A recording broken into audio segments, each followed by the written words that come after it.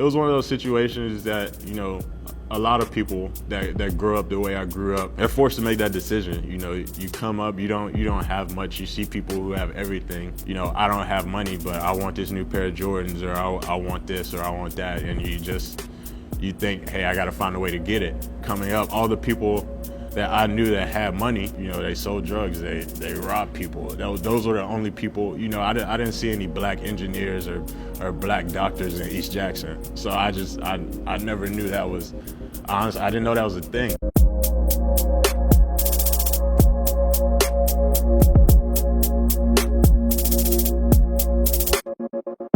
My mom got pregnant with me when she was 15. Had me when she was 16, ended up having to leave high school to take care of me. My father wasn't around, so she was pretty much faced with doing everything on her own. I started off my high school career at Liberty. I wasn't zoned there, but I was able to go there through the magnet program. Myself, my mom, we all thought it would be a better move. We thought that Liberty would be a better school for me academically. They had a really good football team, really good basketball team. So that was all stuff I was looking forward to going to Liberty. But towards the end of my freshman year, I got in some trouble. I got caught with drugs on me. I got caught with weed at school, ended up getting expelled, had to do a 365-day stint in alternative school. So that was how my career at Liberty came to an end.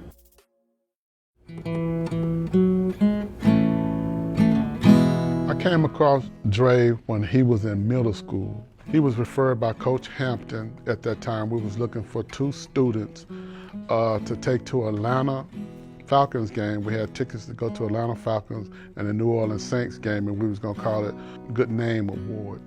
And Coach Hampton gave me his name, and that's how I come across Dre, and we took him to Atlanta to that game along with 22 other kids. Two years went by, I guess.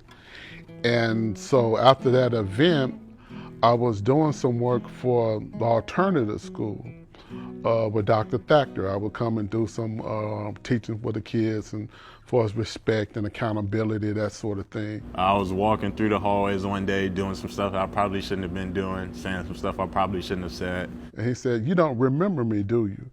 I said, "No." He said, "You took me to Atlanta to see the New Orleans Saints, to the Good Name Award." I said, "Oh yeah, that's right, Dre." He asked me why I was there. I told him that, and he just said that he thought that on that day, at that time, that God brought us together for a reason. And he stopped me, he gave me his card. He told me to give him a call, and he told me that he would be in touch. And so we began to just rebond and form a relationship after that. He was a big part of my life.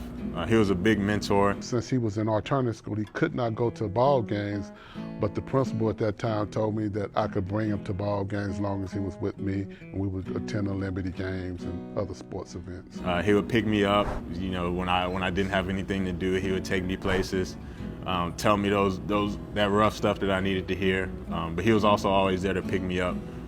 So he was a big, I would say he was a big part in that, I guess, turnaround. Since I was a magnet student, and since I left the way that I left, I can't go back to Liberty, right? So I have to go to the school that I was zoned for, which was JCM. So that was how I ended up at JCM. My mother went to JCM. I had a lot of family that went there, knew a lot of people that went there. But at the time, you know, it was so much negativity that would come up whenever you would hear about JCM. You know, you hear about the riots, you hear about the test scores, you hear about all this negative stuff going on. So that was pretty much what I was expecting coming here.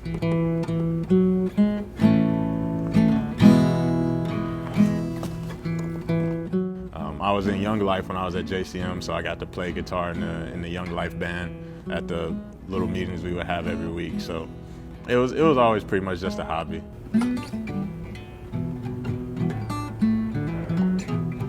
I like blues because you can kind of just play. It's nothing rehearsed, like you don't really need to know anything. You kind of just pick up and start going. So I would say when I got to JCM, I was really pleasantly surprised. You know, there was so many rumors, there's so many stereotypes, there's so many negative things that people had to say about academics at JCM. But what I found when I got there was that JCM was full of really great teachers who were always willing to go above and beyond for me with whatever it was I needed. If I needed a teacher to stay after school and help me study for something, they were always willing to do it. If I needed a teacher, you know, to write me letters of recommendation, they were always willing to do it. It didn't matter what it was I needed, but the staff at JCM was always there for me. I think one of the big things for me was that why people were so willing to help me is because they knew that I would always do my part. I don't think that teachers never really had to question my work ethic, right? They knew I was always going to come to class. They knew I always had that curiosity, and they knew I always wanted to learn.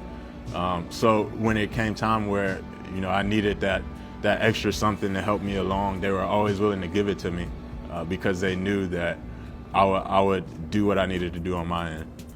You know, sports taught me a lot, but aside from that, my coaches taught me a lot. I was really lucky, really blessed when I got to JCM for the fact that I had really good coaches, coaches that were willing to take everything beyond the basketball court or the football field. My coaches for me were, you know, really big mentors and also father figures.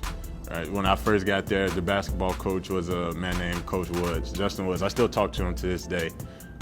He genuinely took care of me. You know, if I didn't have a ride to practice, you know, he would give me a ride home from practice every single day. If we had a Saturday practice, he would pick me up and take me back home.